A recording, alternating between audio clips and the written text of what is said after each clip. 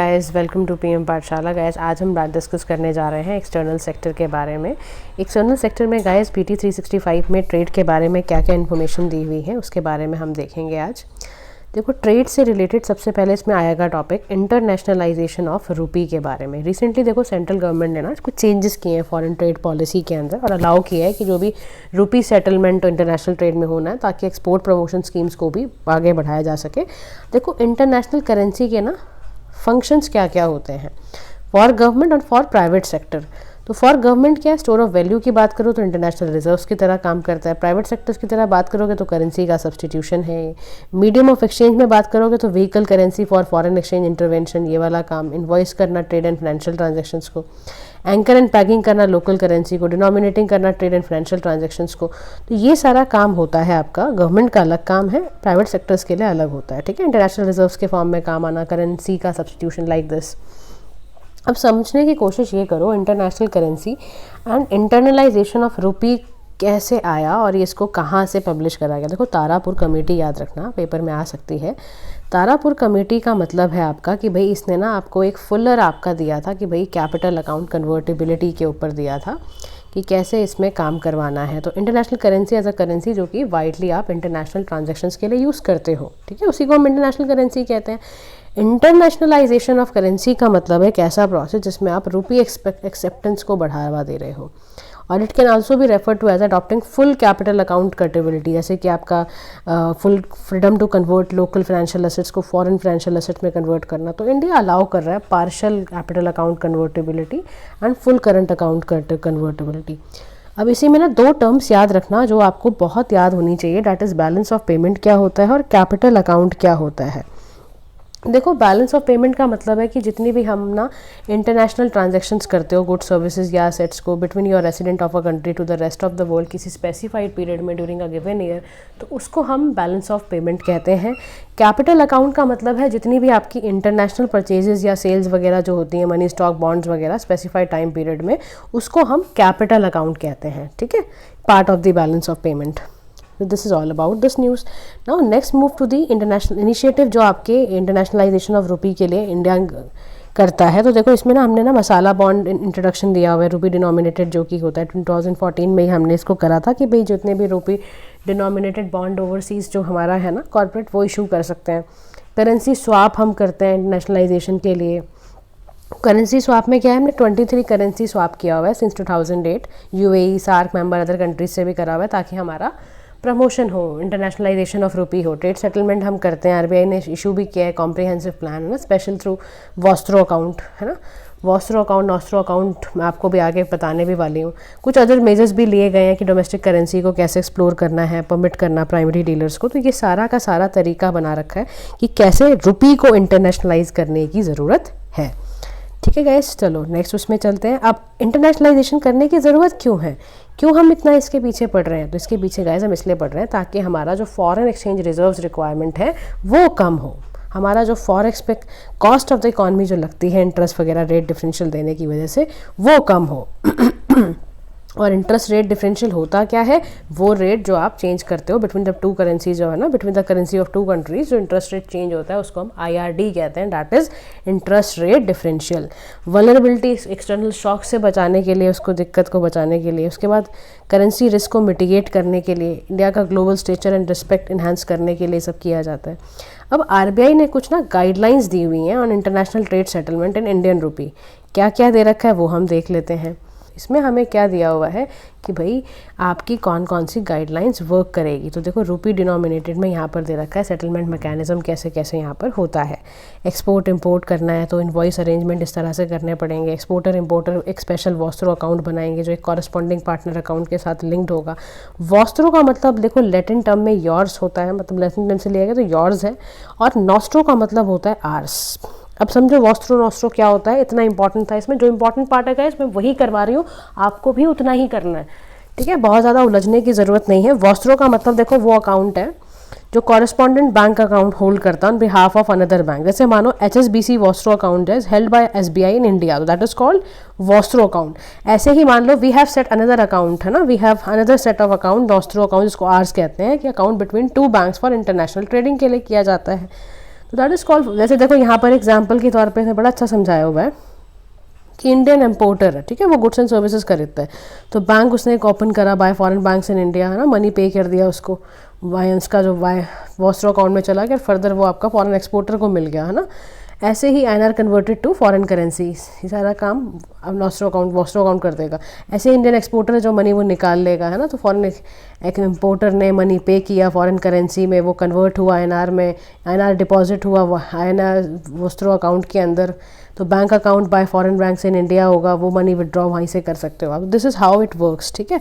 अब हम चलते हैं वर्ल्ड ट्रेड ऑर्गेनाइजेशन के बारे में, जानते हैं कि क्या होता है। देखो वर्ल्ड ट्रेड ऑर्गेनाइजेशन का सबसे पहली बात का है ध्यान रखना, हेडक्वार्टर्स इसके जिनेवा स्विट्जरलैंड के अंदर है। ओनली ग्लोबल इंटरनेशनल ऑर्गेनाइजेशन है ये, जो कि किस पे काम करती है, ट्रेड के बिटवीन नेशंस करवाती है, डील करवाती है। मिनिस्ट्रियल कॉन्फ्रेंस इसकी हर 2 साल में होती है, जो है ना। 98% जो वर्ल्ड ट्रेड है वो कवर कर रहा है। 12th मिनिस्ट्रियल कॉन्फ्रेंस हुई इसकी, तो इसका स्ट्रक्चर के बारे में ज़रा जान लो क्या होता है इसका। WTO एक ओनली ग्लोबल इंटरनेशनल ऑर्गेनाइजेशन है जो rules of trade between Nations को बताती है। 164 इसके मेंबर्स हैं, European union and 23 observer governments, ठीक है। इसी के साथ साथ गाइस कुछ ऐसी बातें हैं, जैसे देखो कौन कौन से आउटकम्स हैं, फिशरीज़ है, IP वेवर्स है, कोविड वैक्सीन से लेके फूड सिक्योरिटी, कुछ अदर जैसे डेवलपमेंट जो WTO के काम होते हैं वो भी ध्यान रख लो आप। ये कुछ डेवलपमेंट रिलेटेड है ना, जैसे कि operation of public stock holding PSHP इस पर है, गवर्नमेंट प्रोक्योरमेंट एग्रीमेंट पे है, गुड ट्रेड बैरोमीटर को भी चेक करना, ये सारा काम आपका होता है। इसमें ये ज़रूर देख लेना कि जो ये वर्ल्ड लेटेस्ट रिपोर्ट इसमें जो निकलती है ना गुड ट्रेड बैरोमीटर में, इससे पता चलता है कि ट्रेड क्या क्या हाल चल रहा है। hints towards slowing our trade growth in the rest of 2022 and in 2023। WTO का जो गुड ट्रेड बैरोमीटर इंडेक्स है कंपोजिट लीडिंग इंडिकेटर होता है वर्ल्ड ट्रेड के बारे में। अगर इसका बेसलाइन 100 है तो इसका मतलब वैल्यू ग्रेटर देन 100 ये बताती है कि ट्रेंड जो ग्रोथ के है वो अबव देन दैट है। अगर 100 से कम है तो यानी बिलो ट्रेंड ग्रोथ चल रही है, ठीक है। This is your goods trade barometer. Now understand the marine export product export development authority के बारे में पढ़ते हैं। एम्पिडा क्या होता है? देखो एम्पिडा का मतलब गाइस क्या होता है कि जैसे मान लो कि आपका ये ना 1972 में लॉन्च किया गया, ठीक है, स्टैट्यूटरी बॉडी है ये, मिनिस्ट्री ऑफ कॉमर्स के अंदर ही आता है और इसका काम यही है कि ना एक्सपोर्ट ऑफ मराइन प्रोडक्ट्स को प्रमोट करना। रेगुलेटरी पार्ट जो है इसको एम्पावर किया गया, रेगुलेट एक्सपोर्ट करना मराइन प्रोडक्ट्स को, मेजर्स लेना। तो इंडिया की मराइन इंडस्ट्री के बारे में अगर जानोगे तो इंडिया वर्ल्ड का सेकंड लार्जेस्ट फिश प्रोड्यूसर है। टोटल आपके इसमें मराइन एक्सपोर्ट कितने हैं? $7.74 बिलियन इन 2022। तो रिसेंटली एम्पिडा को सेलिब्रेट कर रहा है अपना 50th ईयर में, ठीक है, गोल्डन जुबली भी सेलिब्रेट कर रहा है। एम्पिडा के फंक्शंस क्या होते हैं, यानी marine product export development authority के काम क्या क्या होते हैं? काम ये होते हैं कि बॉटल नेक्स को आइडेंटिफाई करना सी फूड में, ट्रेड में, और करेक्टिव एक्शंस लेना, सी फूड प्रोसेसिंग यूनिट पे ध्यान देना, मार्केटिंग एक्टिविटीज़ पर ध्यान देना कि भाई बायर सेलर कैसे मिल रहे हैं, पोटेंशियल मार्केट्स डेलीगेशन विजिट्स हो रही हैं कि नहीं हो रही हैं, रिसर्च एंड डेवलपमेंट करना, एक्वाकल्चर कमर्शियल एक्वाकल्चर एक्टिविटीज़ को ध्यान में रखना, कुछ कैपेसिटी बिल्डिंग करना कि भाई national centre for sustainable aquaculture कैसे कर सकते हैं उस पर ध्यान देना ताकि मार्जिनलाइज और एक्वा फार्मर जो है उनको दिक्कत ना हो, नेटवर्क ऐसा क्रिएट करना कि fish quality management sustainable fishing हो पाए। तो ये सारा काम किसका होता है? एम्पिडा का, marine product export development authority, ठीक है जी। चलो आओ इन्वेस्टमेंट के बारे में पढ़ लो। अब इन्वेस्टमेंट में देखो FDI है, फॉरेन डायरेक्ट इन्वेस्टमेंट है। क्या होता है ये? Equity instrument by resident outside India, ऐसे ही करते हैं ना इसमें हम। तो आउटसाइड इंडिया आपका जो भी इक्विटी इंस्ट्रूमेंट वगैरह आप इन्वेस्ट कर रहे हो वो सब इसके अंदर आता है। Unlisted company, Indian company, 10% and more of the post issue paid up equity capital is fully diluted basis on listed Indian company. अब FDI रूट से ना 2 तरह के रूट समझो क्या होते हैं। एक ऑटोमेटिक रूट होता है, गवर्नमेंट रूट होता है। ऑटोमेटिक रूट का मतलब क्या है कि FDI आपको गवर्नमेंट के प्रायर या RBI के प्रायर अप्रूवल लेने की ज़रूरत नहीं है। गवर्नमेंट रूट में आपको अप्रूवल लेनी पड़ेगी, गवर्नमेंट को प्रायर बताना पड़ेगा कि मैं इस रूट से यहाँ पर इन्वेस्टमेंट करना चाहता हूँ। FDI कहाँ कहाँ प्रोहिबिशन है? तो ध्यान रखना 9 सेक्टर्स में FDI को प्रोहिबिट करा गया है। Lottery, Nidhi company, multi brand trading company, gambling, real estate, sectors not open to private sector, chit fund, agriculture, manufacturing of tobacco, इन सभी एरियाज़ में ध्यान रखना FDI अलाउड नहीं है। इंडिया का FDI प्रोफाइल तुम्हें बिल्कुल ज़रूर पता होना चाहिए, एग्ज़ाम पर्सपेक्टिव से तो बहुत ही इंपॉर्टेंट है। देखो ट्रेंड क्या है कि हमारा FDI बहुत अच्छा चल रहा है, डिक्लाइनिंग फेस पे चल रहा है हम, लेकिन FDI का आउटफ्लो ज़्यादा कर रहे हैं। मॉरिशस एंड केमन आइलैंड्स में हमने टैक्स हेवन भी कर कंटिन्यू, हमें टॉप FDI सोर्सेज हमें देखने को मिलते हैं। सेक्टर्स की बात करें तो 62% जो या 62% जो हमारा टोटल FDI इनफ्लोज है वो 5 सेक्टर से आता है। Computer, hardware, software, service sector, automobile industry, trading, construction यहाँ से मिलता है। स्टेट में ध्यान रखना 78% of total inbound FDI was limited to 3 state, Karnataka, Maharashtra और दिल्ली। मेजर FDI सोर्सेज जो इंडिया के लिए हैं वो सिंगापुर है, मॉरिशस है, UAE, USA है। गलती से US में मत मार देना। तो ज़रा ना ये छोटी छोटी सी इन्फॉर्मेशन हैं, अगर आपने ज़रा भी ध्यान भटकाया और आप गए फिर तो वहाँ पर, तो be very careful while doing it. अच्छा, उसके बाद इन्फ्लुएंस किससे होती है FDI और क्या चीज़ें इनेबल करती हैं? तो ease of doing business environment अच्छा होना चाहिए, तभी तो आपने कोई इन्वेस्टमेंट करेगा। Size, skill set of local population, cost of labour, nature and size of market, या आपकी मैक्रो इकोनॉमिक स्टेबिलिटी कितनी है, स्ट्रॉन्ग इंस्टीट्यूशंस है या नहीं है, कैन इनेबल, तभी होगा एम्प्लॉयमेंट जनरेशन होगी। इससे अगर FDI आपके यहाँ कंट्री में आती है तो इकोनॉमिक ग्रोथ बढ़ेगी, प्रोडक्शन कंजम्पशन बढ़ेगा, नॉलेज स्किल टेक्नोलॉजी ट्रांसफर होगा, कॉम्पिटिटिवनेस बढ़ेगा, टैक्स रेवेन्यू बढ़ेगा, spending by the government enhance होती चली जाएगी। तो ये सारे इसके फ़ायदे हैं, ठीक है, FDI के। अच्छा, अब हम चलते हैं कुछ दूसरी डेवलपमेंट जो फॉरेन इन्वेस्टमेंट्स में हुई थी, तो हम ध्यान में रखना। एक होता है FIFP, that is foreign investment facilitation portal. इसमें एक सिंगल ऑनलाइन पोर्टल होता है, ये FDI को फैसिलिटेट करता है फॉर कंप्लीट 5 ईयर्स। इसको इसीलिए करा गया था जब इसका अबॉलिशमेंट हो ना FIPB का, तो उसके बाद इसको बनाया गया। Department for promotion industry internal trade के अंदर आता है, सिंगल विंडो क्लियरेंस का काम करता है विदाउट थ्रू अप्रूवल रूट या थ्रू अप्रूवल रूट। अच्छा, एक्सचेंज इसमें उसके बाद याद रखना फेमा आपका foreign Exchange management non debt instrument amendment rule, यानी इसमें कुछ नए रूल्स डाले गए हैं कि 20% LIC and other corporate bodies को इन्वेस्टमेंट अलाउ की गई है। फॉरेन फ्लो जो सीलिंग फॉर पब्लिक सेक्टर ने 20% किया गया। फेमा एक्ट जो है अंडर फाइनेंस मिनिस्ट्री जो आता है, Foreign Exchange Management Act consolidate करा गया, उसको रिप्लेस किया गया था ना FERA and extend to India. UNCTD है, यूनाइटेड से कहते हैं United Nations Conference on Trade and Development है। तो according to the World Investment Report India ने इसमें जंप मारा है। कितना जंप मारा है? By 1 position to 7th among the top 10 recipient, ठीक है। तो USA इसका टॉप रेसिपेंट है ना, FDI इसको मिला है। फिर चाइना एंड हांगकॉन्ग है। उसके बाद ये याद रखना जिनेवा में इसके हेडक्वार्टर्स हैं, परमानेंट इंटरगवर्नमेंटल बॉडी है ये, 195 मेंबर स्टेट हैं। ये एक रिपोर्ट भी रिलीज़ करता है, annually trade and development report, ठीक है। तो this is about guys this news. Now let's come to the exchange rate dynamics पे बात करते हैं। इंडियन रुपी डेप्रिसिएशन पे सबसे पहले बात होगी, तो हम देख लेते हैं क्या क्या टॉपिक्स हैं इसके अंदर। देखो ये न्यूज़ में क्यों रहा सबसे पहले इंडियन रुपी डेप्रिसिएशन, तो ना to stem Indian rupee slide and boost forex inflows को बढ़ाने के लिए RBI ने कुछ नॉर्म्स को रिलैक्स किया है। किससे related? Foreign investment debt, external commercial borrowing, non resident Indian deposits, ये सारा। इसी में गाइस एक टर्म आती है एक्सटर्नल आपका कमर्शियल बोरोइंग से रिलेटेड, जिसको हम ECB कहते हैं। ECB का मतलब क्या है? कमर्शियल लोन को अवेल करने के लिए नॉन रेसिडेंट लेंडर्स को एक्सटर्नल कमर्शियल बोरोइंग उस चीज़ को बोलते हैं, जब नॉन रेसिडेंट आपका लेंडर जो कमर्शियल लोन लेता है ना, अवेल करता है उसको। एक्सचेंज रेट और उसके इन्फ्लुएंसिंग फैक्टर्स क्या होते हैं, बिल्कुल जानने की ज़रूरत है ना। देखो एक्सचेंज रेट क्या है? प्राइस है वन करेंसी का in terms of another currency, है ना। और ये फिक्स होता है, फ्लोटिंग होता है। बचपन से पढ़ते आ रहे हो मैक्रोइकोनॉमिक्स अगर आपने पढ़ी है ठीक ढंग से, तो फ्लोटिंग या फ्लेक्सिबल रेट का मतलब क्या है? ये फॉरेन एक्सचेंज मार्केट के थ्रू पता चलेगा कि क्या होगा।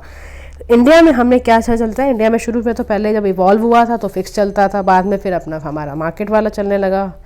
तो RBI का रोल इसमें होता है, लेकिन इंटरवेंशन RBI करता है जब भाई लगता है फॉरेस्ट कंडीशन थोड़ी सी वो कर रही है, थोड़ा ज़रूरत है लिमिट करने की। अब फैक्टर्स जो एक्सचेंज रेट को इन्फ्लुएंस करते हैं वो कौन कौन से होते हैं, बिल्कुल आपको रटा हुआ टिप्स पे होना चाहिए कि रेट ऑफ इंटरेस्ट है। अगर हाई रेट ऑफ इंटरेस्ट होगा तो फॉरेन इन्वेस्टमेंट बिल्कुल आएंगे आपकी कंट्री में। इन्फ्लेशन रेट आपका क्या होना चाहिए? रिड्यूस होना चाहिए, तभी फॉरेन इन्वेस्टर इंटरेस्ट दिखाएगा। पॉलिटिकल स्टेबिलिटी होनी चाहिए। गवर्नमेंट का डेट, यानी कि जो अगर हाई डेट है तो physical consolidation leads to financial, ठीक है, फिजिकल कंसोलिडेशन। एक्सपोर्ट इंपोर्ट की बात देखनी पड़ेगी, higher export increase demand for इस करेंसी, स्पेकुलेशंस देखनी पड़ेंगे, इकोनॉमिक आउटलुक का अदर कंसिडरेशन। तो सारा का सारा गाइस इंपॉर्टेंट होता है जब भी हम क्या करते हैं, कभी भी किसी कंट्री में अगर पैसे लगाने की सोचते हैं तो। अब रीज़न क्या है ये समझने की ज़रूरत है, रीज़न और इम्पैक्ट क्या हो रहे हैं आपके किस चीज़ के लिए, रुपी डेप्रिसिएशन के लिए। तो पहली इंपॉर्टेंट चीज़ है, देखो रीजंस में राइजिंग प्राइस, क्रूड ऑयल और दूसरी कमोडिटी एडिबल ऑयल्स के प्राइस बहुत ज़्यादा बढ़ रहे हैं, जिसकी वजह से हमारा रुपी डेप्रिशिएट कर रहा है। सेकेंड चीज़ है हमारा ग्लोबल मॉनेटरी पॉलिसी बहुत टाइटन है, ठीक है, specially from US to tame inflation को टेम करने के लिए। फिर sustained capital outflows, domestic factors में क्या है, बहुत इन्फ्लेशन है, करंट अकाउंट डेफिसिट आपका बहुत बड़ा हुआ है। अब इसका इम्पैक्ट क्या पड़ रहा है, rising price, current account deficit होगा, क्योंकि आप बहुत बड़े इंपोर्टर भी हो, India is being a net importer, तो वो फिर होगा ही प्रॉब्लम। फिर increase import bill of raw material, higher inflation, supply shock लगे हुए हैं, decline in import cover, lower foreign investment की वजह से हमारे साथ ऐसा हो रहा है। तो ये सारे कारण हैं हमारे कि आपका जो रुपी डिप्रिसिएशन है वो इन सब वजहों से हो रहा है। इंडिया का फॉरेक्स डायनेमिक्स सब हम चेक करते हैं कि क्या है। देखो इंडिया का जो फॉरेन एक्सचेंज रिजर्व है ना वो डिक्लाइन कर गया 2022 में, और इसका इंपोर्ट कवरेज 8-9 मंथ में हमने देखा भी। गोल्ड रिजर्व हमारा देखो कितना रह गया 7%, SDR में इतना, reserve position IMF foreign currency asset इतने हैं हमारे पास। अब फॉरेन एक्सचेंज रिजर्व्स और इसके कंपोजिशंस के बारे में समझते हैं। देखो नीड, आपका फॉरेन एक्सचेंज रिजर्व जो होता है उसको हम फॉरेक्स रिजर्व भी कहते हैं। जो भी आप एसेट होल्ड करते हो central bank in foreign currency, उसको बोलते हैं forex reserve.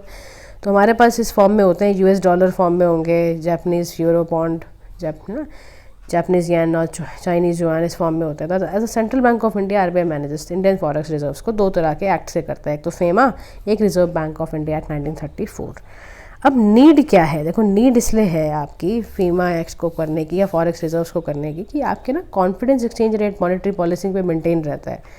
External market risk को आप हैंडल कर लोगे, गवर्नमेंट असिस्ट कर पाएगी। एक्सटर्नल कुछ ऐसा अगर कोई एप्लीकेशन आ जाता है, विथस्टैंड डोमेस्टिक फाइनेंशियल सिस्टम के शॉक और नेशनल इमरजेंसी से बचने के लिए बहुत ज़रूरी है कि आप फॉरेक्स रिजर्व्स को क्या करो, संभाल के रखो।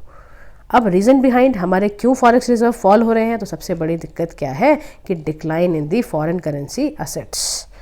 क्योंकि फॉर इंस्टेंट डॉलर इंडेक्स जो था वो which causes US dollar green back strength against a basket of 6 currencies. RBI forex intervention जिससे बहुत ज़्यादा कर्व करने की ज़रूरत है। एक्सेसिव जो वॉलेटिलिटी है रुपये की, हाई कैपिटल इनफ्लोज हैं, वीक ग्लोबल आउटलुक होने की वजह से, और इसी के साथ साथ आपको ध्यान में रखना है क्या, वर्ल्ड गोल्ड काउंसिल को, ये central bank across the globe है, इसमें गोल्ड बाइंग स्पीड किया जाता है। परचेजिंग कितनी कैपेसिटी है, थर्ड क्वार्टर 2022 का इसमें निकाला गया। RBI has the third largest among the buyer. ठीक है, ये ध्यान रखना। Under prevailing economic uncertainty, high inflation, global growth uncertainty, hedge करने के लिए, ठीक है, छुपाने के लिए, हाइड करने के लिए इन्फ्लेशन को ऐसा किया जाता है। इम्पैक्ट ऑफ गोल्ड इम्पोर्ट क्या होगा, इससे करेंसी का करंट अकाउंट डेफिसिट लेकिन बढ़ जाता है। वेटेज किसकी इंक्रीज हुई, due to appreciation of dollar. अब आते हैं ग्लोबल इंस्टीट्यूशंस को पढ़ते हैं। सबसे पहला इंस्टीट्यूशन हमारा क्या है, हमारा सबसे प्यारा IMF, that is International Monetary fund.